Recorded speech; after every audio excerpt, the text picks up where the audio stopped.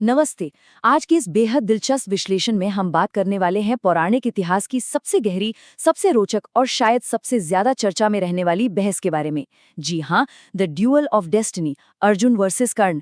आज हम सीधे सोर्स मटेरियल यानी मूल ग्रंथों के आधार पर इस महाकाव्य की सबसे बड़ी राइवलरी को पूरी तरह से निष्पक्ष होकर डीकोड करेंगे। अब एक सवाल जो सदियों से गूंजता आ रहा है, वास्तविक सर्वश्रेष्ठ योद्धा कौन था? क्या वो अर्जुन थे, जिन्हें हर तरह का दैवीय समर्थन मिला हुआ था, या फिर कर्ण, जिन्हें अपने जीवन में हर एक कदम पर सिर्फ और सिर्फ संघर्ष करना पड़ा?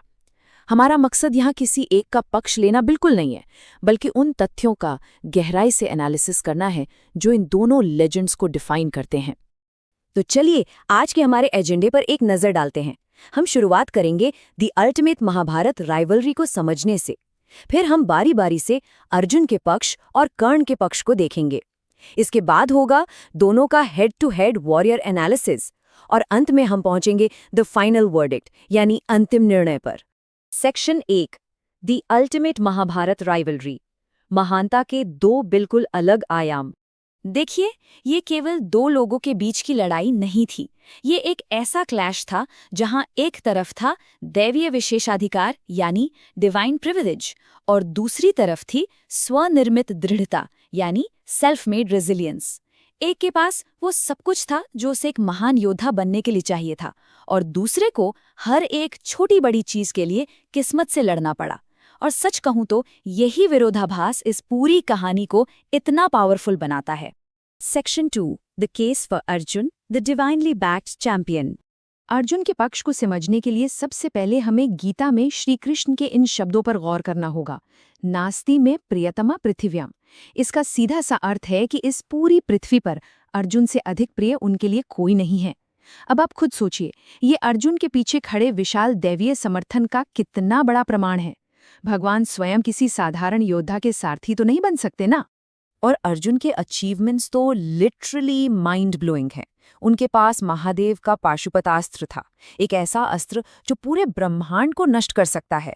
इंद्र, यम, वरुण और कुबेर जैसे सभी देवताओं से उन्हें दिव्यास्त्र मिले। विराट युद्ध को याद कीजिए, वहां उन्होंने अकेले ही भीष्म, द्रोण, कर्ण और कृपाचार्य जैसे महारथियों को एक साथ हराया था। और खांडव वन में तो उन्होंने अग्निदेव के लिए स्वयं देवराज इंद्र को ही परास्त कर दिया था। ये सब उनके अजेय होने के सॉलिड प्रूफ्स हैं। और अंततः इतिहास के पन्नों में जो दर्ज है वो ये है कि कुरुक्षेत्र के 17वें दिन अर्जुन ने कर्ण का वध करके अल्टीमेट विक्ट्री हासिल की। ये मोमेंट बेशक बहुत विवादास्पद है, क्योंकि कर्ण उस समय निहत्थे थे, लेकिन ऐतिहासिक और भौतिक रूप से अंतिम जीत अर्जुन के ही नाम रही। Section 3, the case for Karna, the self made legend. अब आते हैं इस कहानी के दूसरे पहलू पर। कर्ण की खूबियां सच में आपको हैरान कर देंगी। बिना किसी राजसी या क्षत्रिय बैकग्राउंड के सिर्फ अपनी गजब की लगन से उन्होंने युद्ध कला में महारत हासिल की और भगवान परशुराम के सर्वश्रेष्ठ शिष्य बने। उनके पास स्वयं विश्वकर्मा का बनाया विजय धनुष था और देवराज इंद्र की अचूक वास्तव शक्ति। और दानवीरता की तो क्या ही बात करें, अपने जन्मजात अजय कवच कुंडल तक को दान में दे देना उनकी सुप्रीम चैरिटी को साबित करता है। ये एक ऐसे इंसान की कहानी है जिसने अपने दम पर अपना मुकाम हासिल किया। लेकिन कर्ण की कहानी जितनी इंस्पायरिंग है उतनी ही ट्रैजिक भी। जरा इन घटनाओं की चेन देखिए। मजबूर होकर अपनी अचूक शक्ति का घटोत्कच पर इस्तेमाल करना, अजय कवच कुंडल का दान दे देना, गुरु परशुराम और एक ब्राह्मण का भयंकर श्राप मिलना, और सबसे आखिर में निर्णायक युद्ध के दौरान रथ के पहिए का बुरी तरह मिट्टी में धंस जाना। कई स्कॉलर्स मानते हैं कि अगर ये सब एक के बाद एक ना हुआ होता तो बिना छल के कर्ण को हरा पाना शायद नामुमकिन था।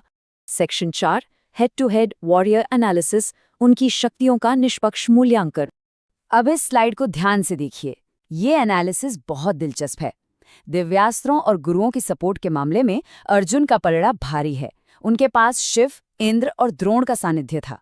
लेकिन अगर नेचुरल टैलेंट की बात करें तो कर्ण कहीं आगे दिखाई देते हैं। दानवीरता में कर्ण का कोई मुकाबला नहीं है। मानसिक मजबूती को देखें तो अर्जुन श्री कृष्ण के बिना थोड़े कमजोर पड़ जाते थे, जबकि कर्ण एक्सट्रीम से एक्सट्रीम एडवर्सिटी में भी चट्टान की तरह अडिग रहे।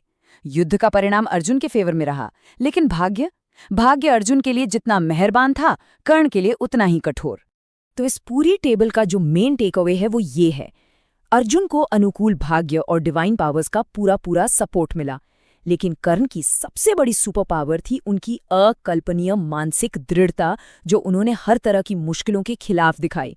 Section 5, the final verdict, technical victory versus moral immortality. महर्षि व्यास ने इस पूरी राइवलरी को बहुत ही खूबसूरती से एक दार्शनिक रूप दिया है।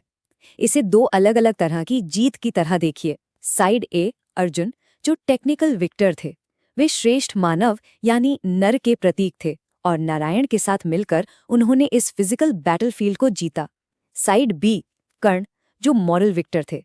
निरंतर स्ट्रगल के बावजूद वे अपने धर्म पर टिके रहे, दानवीर और धर्मवीर कहलाए। उन्होंने एक इमोशनल और मॉरल लेगेसी जीती। मूल ग्रंथ इन दोनों ही महान योद्धाओं की अपनी अपनी जगह पूरी रिस्पेक्ट करता है। तो मुख्य बात यह है, कुरुक्षेत्र का वो भीषण युद्ध अर्जुन ने बेशक जीता, लेकिन जिंदगी की इस सबसे बड़ी परीक्षा में कर्ण हमेशा हमेशा के लिए अमर हो गए। कर्ण का गलत पक्ष में होना उनकी सबसे बड़ी ट्रेजेडी थी, लेकिन अंत तक धर्म के प्रति उनका कमिटमेंट ही उनकी असली महानता है। और अब इस एक्सप्लेनर के अंत में मैं आपको इस गहरे सवाल के साथ छोड़ना चाहूंगा, एक सच्चे विजेता की असली पहचान क्या है? क्या सिर्फ एक युद्ध जीत लेना ही काफी है, या फिर इंसान जीवन की सबसे कठिन परीक्षा का सामना किस तरह करता है, ये बात ज्यादा मायने रखती है? जरा सोचिएगा इस बारे में। हमारे साथ इस शानदार एनालिसिस में जुड़ने के लिए आपका बहुत बहुत शुक्रिया।